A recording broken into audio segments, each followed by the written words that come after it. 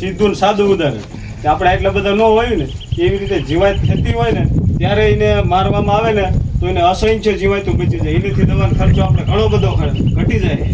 એટલે આવું બધું ધ્યાનમાં લીધા જેવું હોય ને ખર્ચા ખરેખર ઘટે છે. અખાતરા તો આપણે કાયમ કર્યા જ છે ને કરતા જ આવી તો હજી નવા અખાતરા કરવા જ પડશે. જો એમને કીધું ને 100 સંખ્યાનું જો આની ઉપર આ પેજ ઉપર આપેલું હોય કે તમે કેટલા સેન્ટીમીટર તમે વાવો ને તો કેટલા છોડ થાય. જો આ સંખ્યા વધતી જ જાય 74,000, 37,000, 24,000, 18,500 આ રીતે છોડની સંખ્યા વધતી જાય. તમે જેટલું ઉદાહરણ તરીકે વીઘામાં આપણે આમાં 1,000-1,100 છોડ વાવતા હોય 54 ના પાંડે તો આમાં આપણે 2,000 છોડ 2,000 સીધું જ વધતી જાય. જીંડવા સીધા અડધા લેવડાવવા પડે. એના માટે આપણે ખોટું મૌન ન થવું. આને નીંદીને ચોખ્ખો રાખો ને ત્યારે પાણી ઓછું થાય ને નિંદામણી થઈ જાય એટલે નિંદામણી હકામણું બધું પણ આવું બધું કરવાનું કારણ હું કે ક્લાઉડ છે વાતાવરણ જે ફર્યું એના લીધે આપણું જે કપાનું આપણે ઉત્પાદન ઘટાડ્યું હોય તો એના લીધે આપણે વેરાયટી ફેરવવી પડશે. વાવવામાં અંતરમાં ફેરફાર કરવા પડશે. હજી બીજી ઘણી બધી એવી વેરાયટી ફેરિયામાં આપણે 5-6 કરી એ આપણે ભારતમાં અલાઉડી નથી.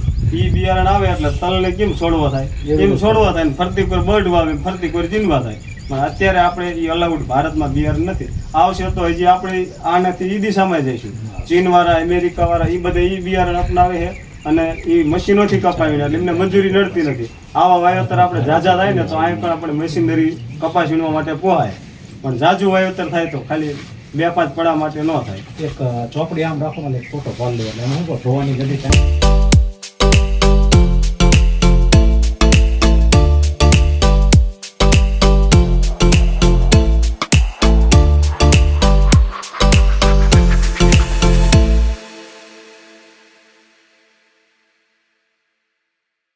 બાકી બધા એ નહીં.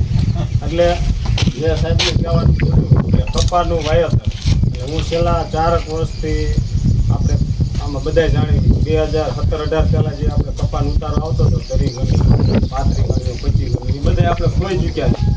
તો એ પાછો લાવવા માટે એક પ્રયત્ન હતો મારો કે પાછો લાવવો હોય શું અત્યારે ખરેખર ગઈ સાલ તો 20 મારા કપાએ જે ખેડૂત પહોંચ્યો ગઈ સાલમાં કારણ કે 15-10 અટકી જાય લગભગ 70% કર્યું.